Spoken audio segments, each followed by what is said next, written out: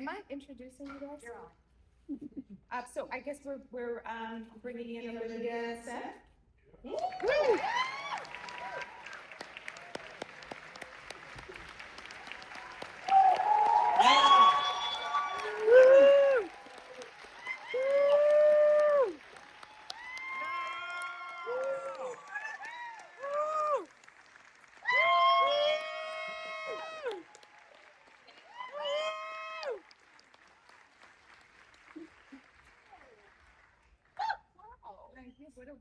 Incredibly kind. So I just want to say bravo to both of you guys. I loved this movie. I was on the edge of my seat. The screening that I saw, it was just nonstop laughter, and you could hear a pin drop in between. I was just so blown away by the pacing, the acting, the camera work. Did y'all see the reflections? We saw it. And that the light, that one moment where the light. My position was. Anyway, so how did you guys come to be involved with this project? Well, the original film is a Spanish film called In America, Please, as the People Upstairs. And it's written by a guy, Seth Rogen, who also directed it. He made it as a play first. My title was a play first. He then adapted it to his own film. Then Rashid John McCormick adapted it to the English language version. And that script had been kind of floating around, as so many great projects do, for a few years. And eventually, it needed a director. It came to me, and I was so excited about it as a piece that I knew would allow for this experience that I've been fantasizing about having forever, which would be a project where I could bring together a group of actors and we could shoot something together that we would really kind of make our own, and that we would be able to shoot it in order because it's one location, and to shoot on 35mm.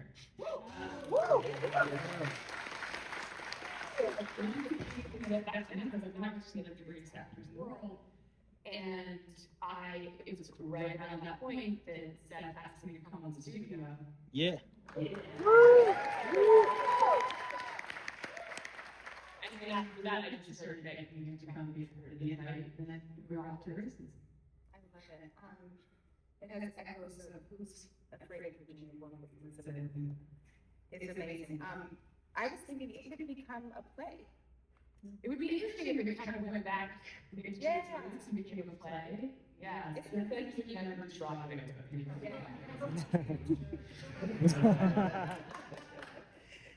So how did you guys rehearse? Because, it was less rehearsal, more like sitting around at a table. Talking. Yeah, we went through.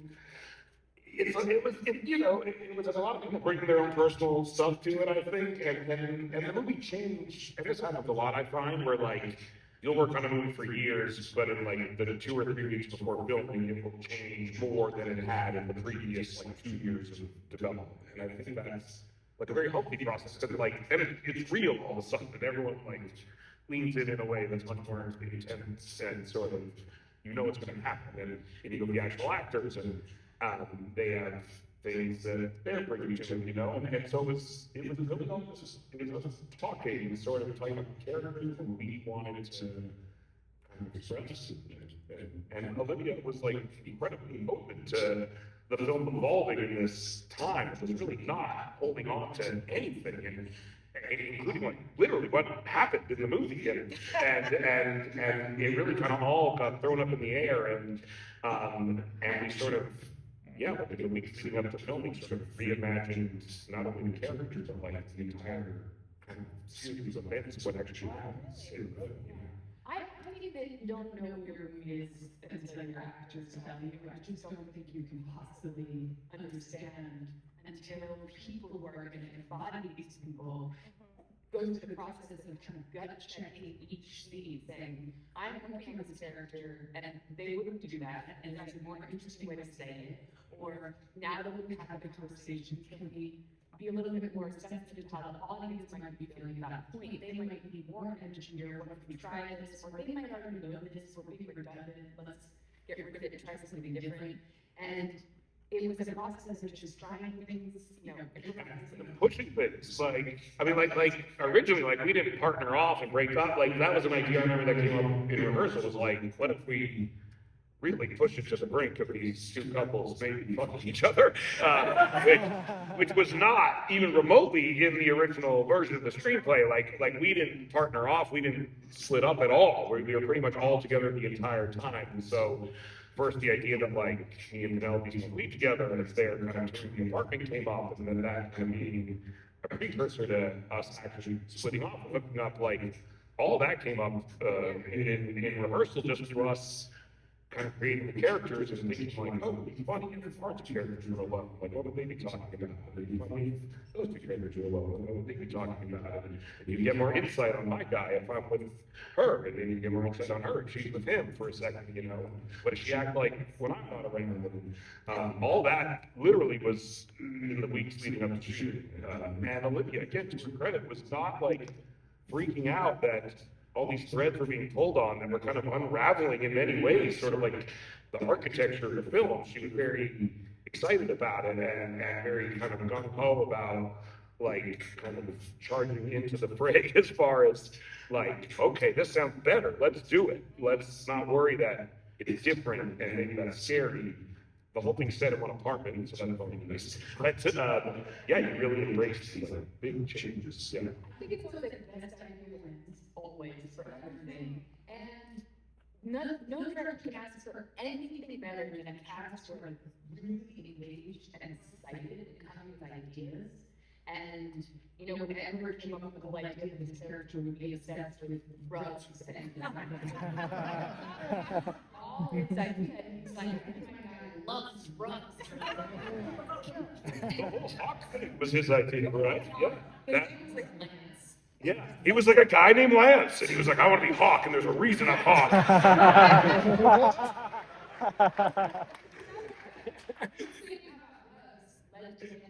oh, maybe that's something that Angela and Hawk connect on. Yeah. Maybe when they go on a little house tour, we see how different Joe and Angela are when they're with other people, and we like physically look different when we're with these other people. We each light up because we're able to kind of be this other version of ourselves with the others. So it all just kept getting better when we trusted the process, and I think that's always the move if you can. Yeah, I mean, you have to trust to be able to kind of like fly free. And I want to talk about your process because just as a fellow actor, you gave your performance was transformative. Woo! Anything was psychic and, you know, but anyway, in two categories maybe. But I just want to talk about what was your process, because I know how hard what you did. You made it look so easy, but it is so hard to be in front of the camera. It's one thing to have like a supporting role that you're like in every scene. What was your process in terms of directing and going back, and did you have somebody? I mean, how did that work? Part of it is just having the most incredible crew, like a crew that I really trust. And I worked with Adam Rivera, who also shoots the studio. He's not only super skillful, but so ambitious and a real filmmaker. And you know, he's used to working with directors, and he understands that rhythm, and it takes a different kind of communication. It takes a lot of prep. It's almost like a telepathic kind of connection, because I could look at it and know exactly how we were doing. And what we did was, he and I established a set of kind of rules ahead of time that would establish this design that I really wanted. I really wanted it to have a kind of precise, intentional visual style, but I didn't want the actors to ever feel like I was forcing them into a style. I didn't want to be like, stand there, be that way, because it'll look cool, because it's the most annoying and kind of offensive thing to hear as an actor, so. Oh no. It's the best. I've been doing that a lot. But it's also, you know, I really had to just come off working with this guy and watching him work was very inspiring. I was only on studio for like 2 days, but it was so inspiring because it's like it's a seamless process of being, you know, in front of the camera and behind and. Did you stay in character when you directed? No, you have to be there. That would be really weird. It's a result of, I think, a lot of prep. You have to prep a little more, and you have to hire the best people. So that I would never have been able to do it with another group of people, but I'm really happy that Seth and Edward talked me into playing Angela because I got to experience what it's like to play with these guys and Penelope, and that was a dream come true. Yeah, that was my next question. What was it like working with, for both of you, Penelope and Edward? Did you pick that? It was amazing. I mean, I've been friends with Edward Norton for like 20 years. He married a woman who produced Superbad and Pineapple Express and Knocked Up and 4-Deal Virgin. And so while we were making all those movies, Edward Norton was like hanging out on set while I was in my early 20s. And so I've known him since then. And we've never really acted together, and we've always talked about it, and we always thought it would be fun. But I remember when this first came up, he was like, this should be the thing we do together. Like, I really think this will be a thing where we really get to each kind of do our thing in a way that is palpable and will be fun for us. And he was a big fan of the Spanish film, which I've never seen still. But and Penelope is someone I never in my whole life thought I would be in a room with, nonetheless, in scenes with, and we had a very funny dynamic, which is why I think we thought it would be funny if we kind of partnered off and paired off and kind of separated ourselves in the film. And I was very scared of her and intimidated by her. And I remember when we were doing the scene where she was like seducing me, I kept saying thank you, and she was like, "Why do you keep saying thank you? Like, what is that about?" I was like, "I'm just speaking my truth. I don't know what, it's just coming out of me. I don't know what else to say." That's what I would say. I would just be so grateful that this is happening, and I am in real,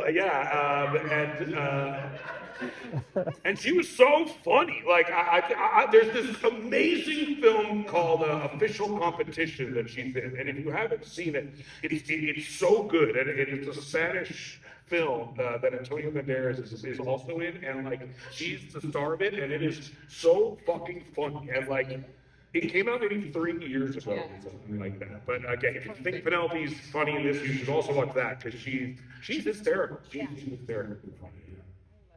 So you, what was it like in shooting on 35 millimeter? Oh man, it was a dream. I had never been able to do it before.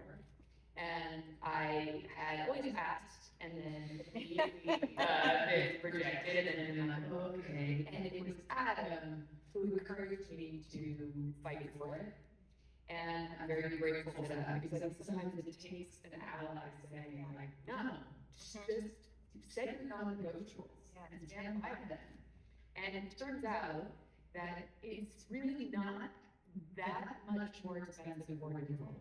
I understand that there's an element of risk, but that's what's so beautiful about it. Someone could steal the food. It was so clear right away that it's the right decision because it changes the process so much. Everybody works on a different level. It raises the stakes, and therefore everyone's better. And honestly, like, before we did, like, we all thought we done all the time, and we took for granted. But now it's just so clear that it makes everyone better. It really just does. And then the experience of watching it for this movie, the film, the texture of it, I feel like is the tension of a room that you could cut with a knife. there's this sense that like the air is thick, and there is this depth to it that, you know, you guys love movies, you already know why it's great, but the amazing thing is that we got to make 35mm prints. You just had to give it a movie shoot on 35. Like, you have to have the support of the people with the money to make the prints. For making these 35mm prints, and to places like the Vista for actually making it possible. Shout out to the projectionists.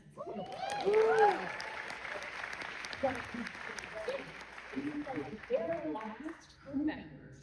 Like, that's the member of the crew showing you the film, and that's been something that I've really been blown away by in this experience. Yeah. So, there was such a tension between the comedy and the gravitas. The comedy and gravitas. Did you guys just play it and then were you thinking about that while you were shooting it, or was it something that? We didn't want to make the audience feel like duped, like, what? We were in a comedy, why is it sad now?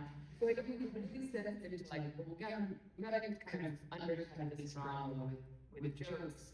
I think, you know, one thing that's extraordinary about Seth is he has this like constant tether to the audience's experience. He's so aware of when people will feel like they need some sort of energetic shift. So I think you really kept us honest with like, they're over at this point, or like, we could probably slow down. And I think too, we really wanted to live in silence in the end. It was quiet. I wanted to take out a lot of words. We've been speaking the entire movie, and we thought maybe the most interesting thing is just to stop the chatter, just finally they're speechless. And anyone who's ever been through a breakup or even a bad fight knows that the moment after, you don't know what to say, and there's this kind of shell-shocked feeling. It's very confusing and strange, and I think we wanted to create that energy and allow for the moment with the piano to feel meaningful, because he's at a loss for words, and he finally is able to speak through the piano. I love that. So beautiful. Which brings me to the opening quote. One should always have love. And that's why one should never get married. What does that mean to you? Well, I really like quotes at the beginning of movies or books. I like that it kind of contextualizes the experience, so lets you know the filmmaker's perspective. Obviously, like there's a lot of great filmmakers do it. I enjoyed that. Also lets you know, like, you can laugh, this is silly. And I think that statement sort of represents the movie statement about love. It's a little bit cynical, but it's so romantic. The idea is that being in love is an active thing, and sometimes marriage ends that proactive engagement in the loving. It becomes something that's a contractual decision that people bring a lot of entitlement to, and they stop working on it. So I think the point of the movie is like, you have to keep engaging in the curiosity and the loving of someone. You keep getting to know them, and you know, we offer this idea, which is straight from Esther Perel, which is that you are allowed to have more than one relationship with the same person. Most people who've been in long relationships will say, like, we've had several relationships as we've changed as people. So how did you work with her? I was surprised to see her in the credits. Well, you know, we were using so many of her philosophies as like inspiration. We gotta pay this lady. It really was like, you know, we were making a movie about like space. So we had, you know, astrophysicists, as consultants, Space spaceman involved. And I think that we wanted to have But I think we wanted to, if we're going to make grand statements about love and relationships, like, we wanted to be based in research and fact. And as Sarah is someone that, you know, many of us really have been learning from for a long time. Her book, Baby in Captivity, came out 20 years ago. I read it and it completely blew my mind. So we incorporated a lot of her ideas into the script, and then we brought her on, not only to kind of keep us honest, to make sure we were pushing things in a way that felt, authentic, but also so that Penelope could really base Pina on Esther. Right, of course. That's and so this will be the last question. What do you hope? I always hate this question, but it's okay. So you don't have to do it. I just want to end. I want to end well. I just wanted to say something. But the question was, what do you hope audiences take away from this? What do you? I don't think it's been said. I don't know. I mean, who am I to tell you? I don't know. It's the same answer. I just want you to think I'm good at it.